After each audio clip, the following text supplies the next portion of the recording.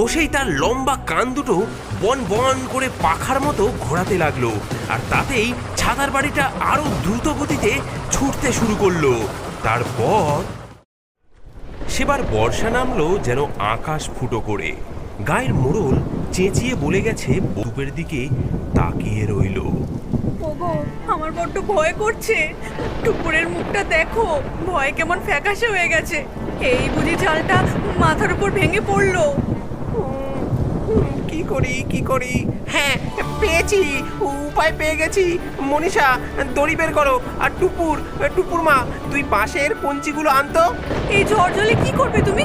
পাগল হয়ে গেলে নাকি? কোথায় যাবো তার ঠিক নেই, আর তুমি?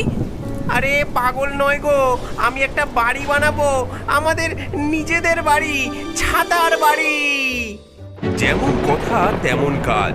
কালো, নীল, লাল, সবুজ নানা রঙের ছেঁড়া ছাতা দিয়ে তৈরি হতে লাগলো এক অদ্ভুত কিম্ভূত দেখতে বাড়ি। বাবা বাবা, কি সুন্দর বাড়ি, আমাদের ছাতার বাড়ি। এই বাড়ি তো এক দমকা হাওয়াতেই উড়ে যাবে। লোকের হাসাহাসির পাত্র হব আমরা। উড়বে না গো, উড়বে না, ভাসবে। জলের উপর ডিঙি নৌকার মতন ভেসে থাকবে আমাদের এই ছাতার বাড়ি।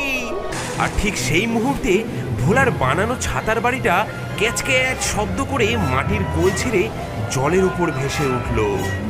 ও মাগো, এই ছাতার বাড়ি কেমন দুলছে। হ্যাঁ, এমন দুলছে কেন? মাথা ঘুরছে আমার। ভয় পেও না, শক্ত করে ধরে রাখো। বাবা বাবা, ওটা কি? ভোলার বাড়ির মাথাটা মানুষের মতো, কান দুটো খরগোশের মতো লম্বা, আর সারা গায়ে সবুজ শ্যাওলা। কে কে তুমি ভাই? এই ঝড় জলে ভেসে কোথায় চলেছো? আমি হলাম গেছো ভূত। এই গাছে থাকি, কিন্তু বন্যায় আমার গাছ ডুবে গেছে, তাই এখন ভাসছি। এই তোমাদের বাড়িটা তো বেশ মজার, আমাকে একটু জায়গা দেবে? বড্ড একা একা লাগছে গো।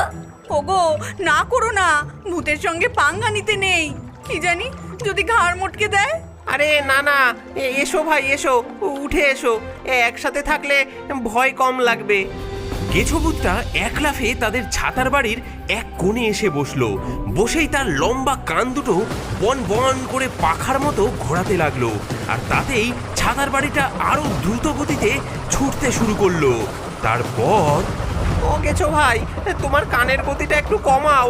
এই গতিতে চললে তো আমরা সোজা চাঁদের দেশে পৌঁছে যাব হে। আর আর আমার বাড়ির ছাতাগুলোও তো খুলে ছিটকে যাবে। কি করব ভাই ভোলা?